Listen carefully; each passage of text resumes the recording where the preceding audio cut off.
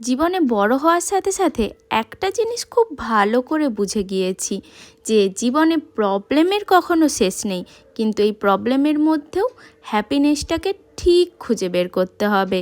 তাই আমরা যেই ছোট্ট ছোট্ট মুহূর্তগুলোকে ইগনোর করি এবং হ্যাপিনেসের জন্য অন্য কিছু খুঁজি, সেগুলো বাদ দিয়ে আমাদের এই ছোট্ট ছোট্ট মুহূর্তের মধ্যেই হ্যাপিনেসটা খুঁজে বের করতে হবে। তো আমি আর 4-5টা দিনের মতো একই রকম নয়, আজকে কাজটা শুরু করেছিলাম একটা চার্ট বানানো দিয়ে। কারণ কালকে আমার আছে বিএডের প্র্যাকটিকামের এক্সাম, আর তাতে বানাতে হবে মাইক্রো টিচিংয়ে একটা চার্ট। তো আমি আমার টপিকের সেই চার্টটাই ঘুম থেকে সকাল সকাল উঠে বানাতে বসে গিয়েছিলাম।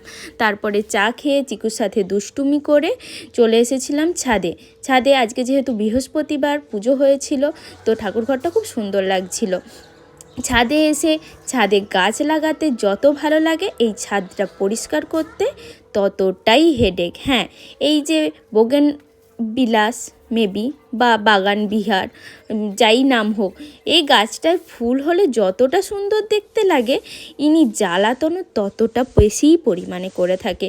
তো যাই হোক, সুন্দর জিনিসটা নেব আর কাঁটাটা বাদ দেব, তা তো আর হয় না, দুটোকেই সমানভাবে অ্যাকসেপ্ট করতে হবে।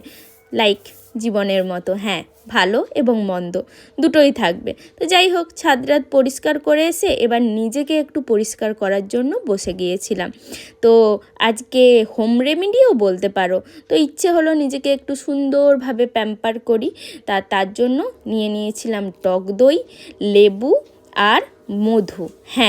এটা একটা ডিট্যানের মতো একটা ফেস প্যাক বানিয়েছিলাম। জানি না কিভাবে কতটা কি কাজ করবে, তবুও ইচ্ছে হলো এটা নিয়ে একটা বানাই। ইউটিউব থেকে এরকমই কিছু একটা দেখেছিলাম। যাই হোক, ওটা বানিয়ে নেওয়ার পর সবার ফার্স্ট যেটা করতে হবে, এটা মাখার পর ফেস ওয়াশ না, প্রথমে ফেস ওয়াশ দিয়ে মুখটা ভালো করে পরিষ্কার করে নেওয়ার পর ওই ফেস প্যাকটা দিয়ে ভালো করে মুখটায় অ্যাপ্লাই করে নিতে হবে। আর তোমাদের বাড়িতে যদি আমার বাড়ির এই দুষ্টুটার মতো থাকে কেউ, তাহলে মুখের এই প্যাকটাকে ওর থেকে বাঁচাতে হবে। ও টক দই খেতে খুব ভালোবাসে, তো তাই ও ওই ফেস প্যাকটা বারবার চেটে খাওয়ার চেষ্টা করছিল। তো যাই হোক, তারপর মা ওকে টক দইয়ের পুরো হাঁড়িটাই দিয়ে দিয়েছে ওটা খাওয়ার জন্য। ও তো ওটা পেয়ে বেজায় খুশি।